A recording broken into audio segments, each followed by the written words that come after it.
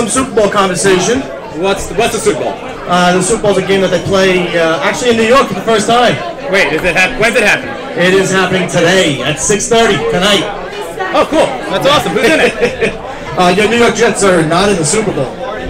Oh, Nor will they ever be. that's all right. Who's in the Super Bowl, Jimmy? It is Denver Broncos and the Seattle Seahawks. Hey, who out there is rooting for the Denver Broncos tonight? What about the Seattle Seahawks? Who wants them to win? You guys lost the feed all the way over there in the corner. All right.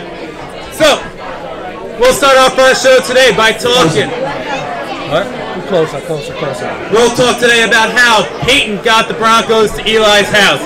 And after we talk about the Broncos, we'll be going to the Seahawks and how they survived a cross-country trip to come over here for the Super Bowl. We'll have our friend Marty Aponte back up here. And after that, we'll get into a brief discussion about what everybody loves to enjoy most is not always the game, but it's those Super Bowl commercials. And then we'll start the raffles. First raffles will begin in just a few minutes. You still have time to put tickets in the box.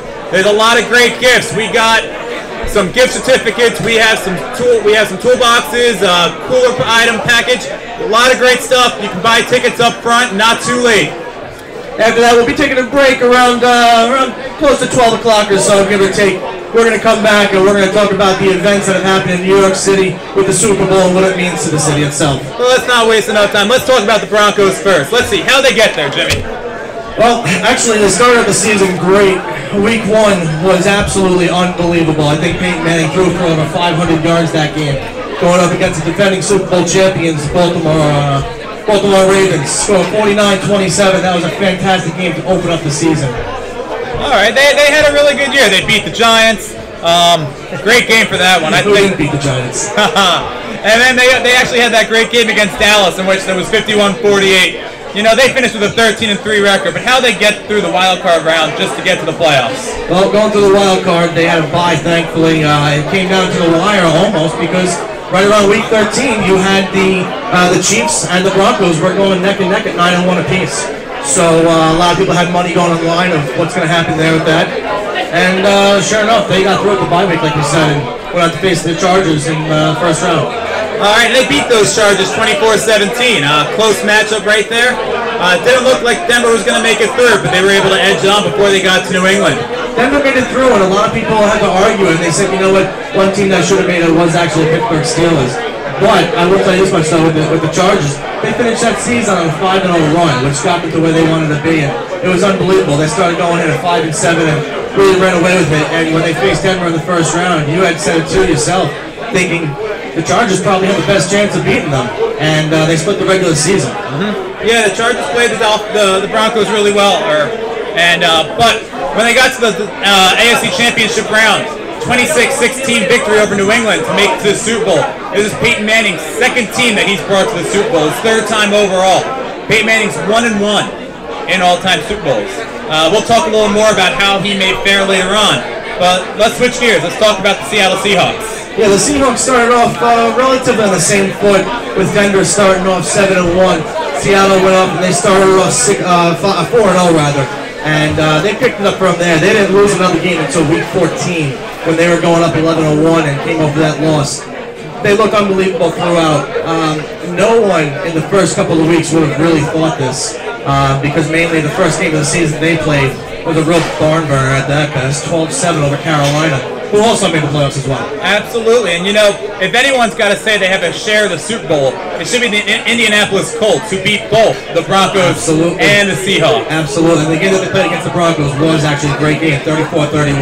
That was a great game. And the Seattle game a week later, 34-28. Yep, absolutely. So, Seattle's had a tough road to get there. They had to beat a lot of good teams in the playoffs. They had a second-round matchup against the New Orleans Saints, which, for the most part of the game, you thought the Seahawks were going to run away. But when it came down to the end, New Orleans made it a game. It made it kind of scary to all those bettors out there. You know, the game being played in New York, I find it pretty funny, the original hoopla that was going on around Peyton Manning and discussing any sort of Super Bowl conversations with Eli. What do you expect against the Seattle Seahawks? Well, I don't know. I didn't do anything. We just lost 23-0. I think Eli Manning had one of his worst games. That was a 5-interception game. 5 interceptions, yeah. It was abysmal, just atrocious.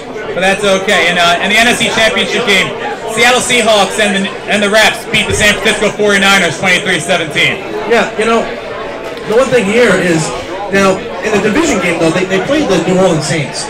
And the Saints had just came off their actual first road victory in the playoffs. So a lot of people said, hey, you know what? Maybe New Orleans is that team that has that chance to beat Seattle. And Seattle proved otherwise yet again, breaking another sound barrier record. And it's just incredible what that stadium provides that team. Like we discussed earlier, that 12th man. It's absolutely incredible. There's no place like it on this planet. It really isn't. Well, except for right here when we have our 12th man. Absolutely, absolutely. Now, speaking of the 12th man, they're not going to get that at MetLife Stadium. And quite frankly, it's going to be more quiet than it is for a Jets or a Giants game. It's a Super Bowl. A lot of people really aren't going to be cheering so much at the stadium. You're not going to get a lot of fans for the team. I mean, the ticket prices are dropping significantly, or at least have. So you're going to get a lot of fans that came in from Denver and from Seattle who have no problem paying the minimum, which I think I saw last was $1,200 for a Super Bowl ticket. And that ticket wasn't a terrible seat. It's not like you're sitting way up in the rafters. You know, people realize that it's just a hassle to get there. There's only going to be 28,000 parking spots for 80,000 people. And then we have, most of them are going to go to press. So you're not going to have many parking spots. So people realize mass transit's the only way to go, and it takes them 5-6 hours to get there. Wouldn't you rather just sit on your couch and watch the game? That's what a lot of fans are doing. That's why all these ticket prices went down. No one wants to go. Everybody really enjoys the commercials more than they do the Super Bowl. And I know I'm one of them. Later on, I'll be doing a bet on commercials themselves. And to be honest, after the show, if you guys want to hear how we do that, it's actually a great way of, another way of doing boxes, if you will. We also do the commercials, break it down from quarter to quarter, and you know, it's really neat, and you can go online. Actually, they had a couple of commercials, which we'll get into later, that were banned and taken away, and pretty comical. Absolutely. And just about us, you can find our shows online at facebook.com/Jimmy Rants. We're on YouTube at youtube.com/Jimmy's Rants. And you can find us on Twitter at twitter.com/Jimmy's Rants. We're going to have Marty Ponte back on in just a few moments. Before we go that, how are the refs going to impact this Super Bowl? As we saw that the refs made a lot of bad calls in the Seattle-San Francisco game, most notably not giving that fumble recovery to Navarro Bowman in the second quarter. And then a lot of those pass interference calls and the intentional groundings. How will the refs make a difference in this game? Well, one of the main questions I have is actually, do you think the refs are going to maybe pull and favor more for Peyton Manning? Do you think they're going to play favoritisms in this game? Peyton Manning's been in the league for a long time, but you know what? It's not fair in the Super Bowl to make it upon yourself. I think the refs they have out there are the best refs they have, the best grade out throughout the season. They've had the least bad calls, so we'll see what happens. I'm worried. I want to see how the refs, and hope they don't impact the game. Yeah. But we'll have to take a look at that later. Yeah, I think it's going to be a good game overall. They're going to let a lot of things go. If anything obviously comes up dirty, any dirty hits, of course they're going to call it. I think right away they're going to set the ground rules. They're going to set the tone of the game initially and tell them, hey, either we're going to call a game like this or we're going to call a game like this. But, you know, like I said today, it's going to be a great game. I think it's going to be, actually, I think it's going to be pretty high scoring. I think so too, and I'll tell you later what my final score results are. But I think the over is going to get fed on strong. Yeah, I agree with you. We do want to remind everybody. About the raffles. We got a few minutes left until we bring up Mario Ponte and give out some raffles. I got to go to the front door. There's some prizes for the raffles. We get it out there all over here. You can take a look and see what they are. Not too late to buy raffles. Some of the ones we have, you can win Panera Bread for a loaf a month for up to a year. We have a few vineyards. La Familia, some bottles of red wine. Starbucks is giving out a nice package of 3 pounds of coffee. Maureen's Kitchen gave a nice little package. So has the Long Island Ducks basket with a Sportsman gift certificate, J&R Steakhouse, and Famous State Barbecue. Quickly, let's just thank all the vendors that helped make our auction possible. We got IHOP located on Jericho Turnpike in Comac. We got Chow Baby Restaurant Comac, Carrabba's Restaurant in Smithtown. We got Scott's 5-Star Meat Center. We got Fountain on Main Street. We got Buenos Aires Restaurant, Mama Sabaros. We got Mama Sabaro.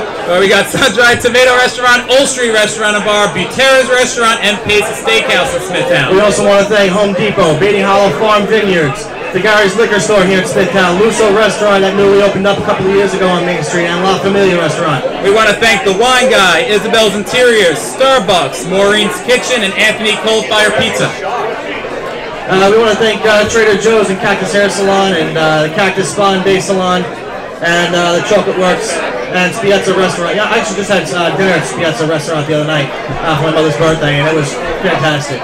We also want to thank Smithtown Wines and Spirits, Florey's Finales, Lemon Tree Hair, and Nail Chamber.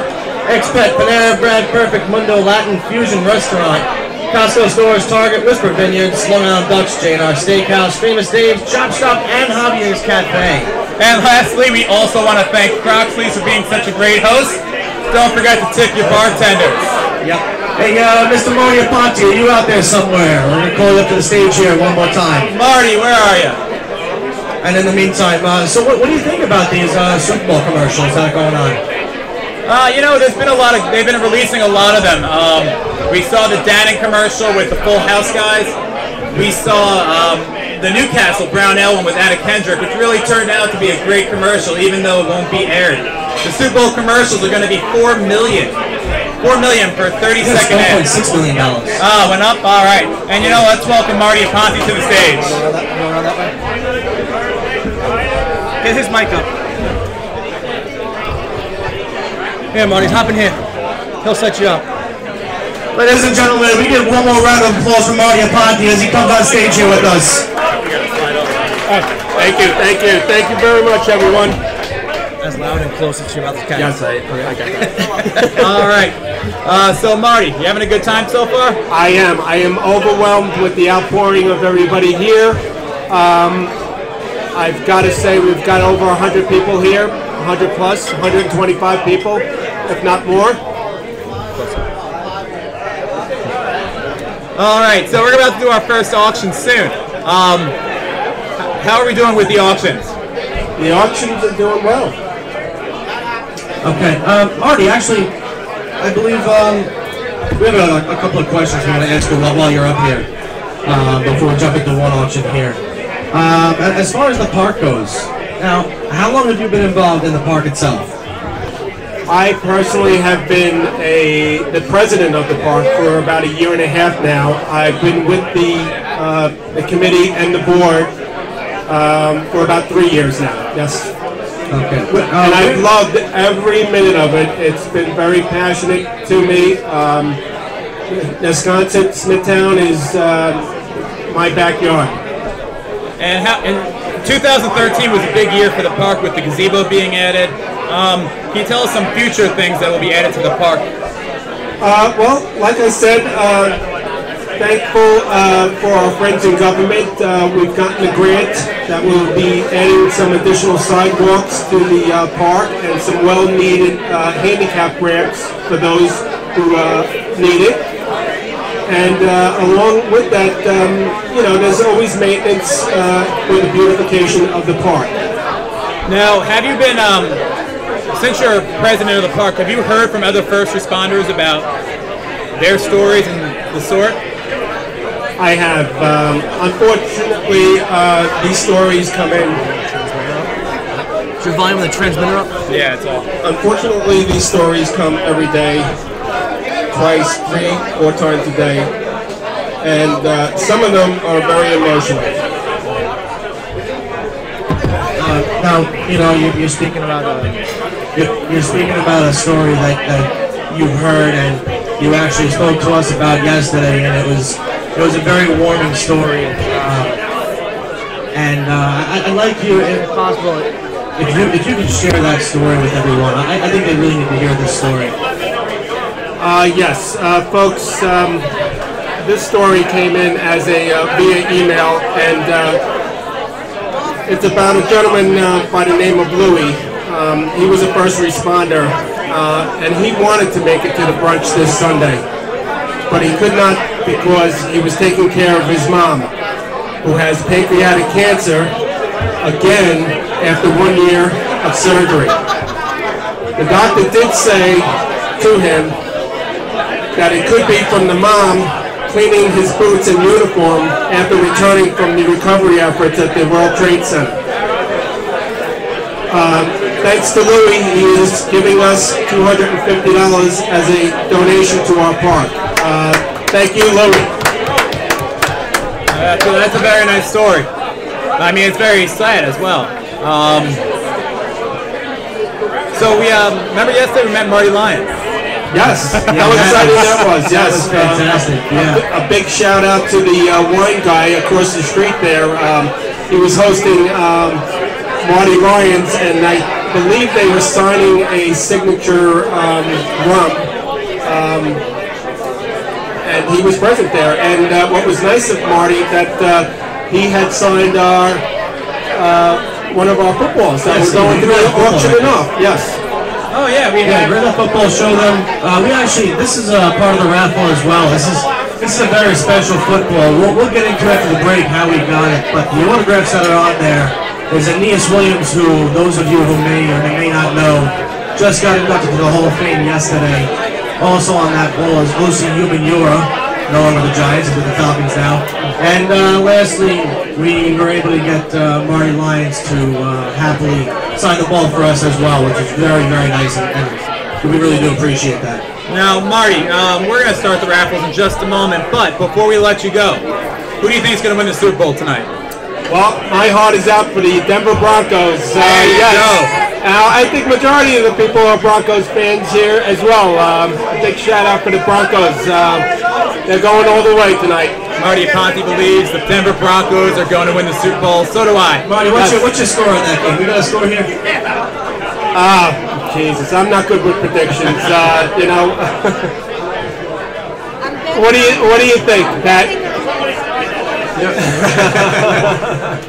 All right. Well, I'm sure it's going to be a great game. I'm glad that the New York and New Jersey is co-hosting it here, and I'm so happy that the weather is somewhat reasonable. I believe it's like 50 degrees outside today. Yeah, it's going to be a beautiful day. Really nice. Yes.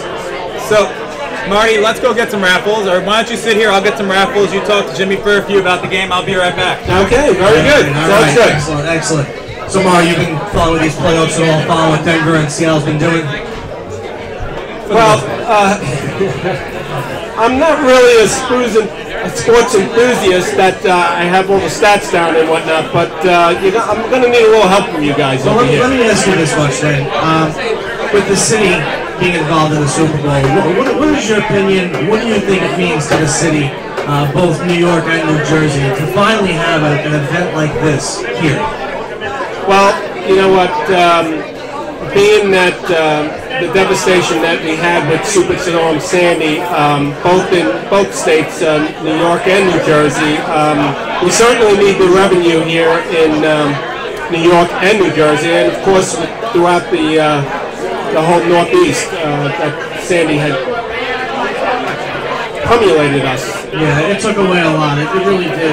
Now, did you happen to catch it and see it all on TV? What they did in the city, the Super Bowl Boulevard, and having all the events going down on Broadway, and they had a toboggan run, a 60-foot toboggan run, a couple stages set up. Yes. Those look exciting. I wish I would have taken part of that, especially that toboggan ride that they had there in the village. That looked really great. Did you go on it? I was there. I did not go on the toboggan ride. I wish I did. It looked pretty cool, but I got to tell you, it was arguably one of the coldest days in the city I've ever been in. I mean, it got to a point my knees were numb. I'm walking up and down the block, and I couldn't believe it. People were inside, and they didn't want to go outside at all. And the great thing is, though, they did have a lot of athletes that were involved in the show, all throughout, even Macy's. They had, like I said, Aeneas Williams was in Macy's. They had Wayne Corbett in Macy's. Osi Umenyiora in Macy's. They had a lot going on all throughout the entire week. All over where they had the Jets flight crew on the first night. I mean, they really got the fans and the teams all involved, which was nice. Right.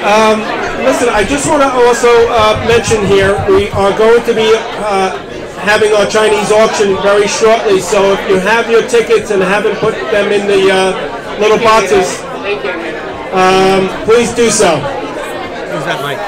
Use that mic. Yeah. The Chinese auction should be going off. Hold on, one. Listen up. Chinese auction gonna call in 5 minutes. Get your ticket ready. Yes, absolutely. All right. So as you all heard, we're doing the Chinese auction very shortly. We got some numbers coming up here right now that Steve is bringing up, and we'll be giving away some of these gifts right now. Just take the top. All right. They're in numbered order. Okay, the numbered order. All right, everybody, listen up, because if your number is drawn, you are going to be winners. All right, yeah, we're gonna have you call the first number out here. You can pick one out. This is gonna be for prize number 1. Those of you who know you're involved with prize number 1. Give me a basket first. What? Give me a basket. I'll get them later. Just announce this one first. Well, I wanted to shake him up.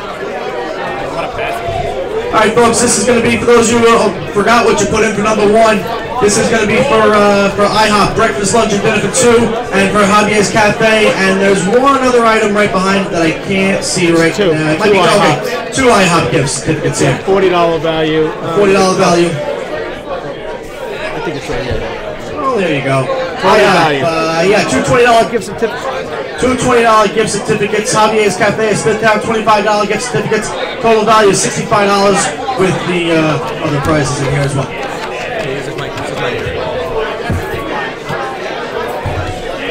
Okay, we are shuffling prize number 1 over here.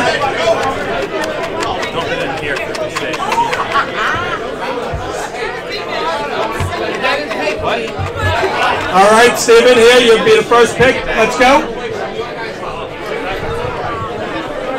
The winner is 73514. I didn't win, darn. 73514. John, you got your voice in. Listen up. 73514. I'm trying to go. What is it for? That's for the IHOP gift certificate. That's for the IHOP gift certificate. 73514. You got 30 seconds. I'll kill you. Oh, we got a winner.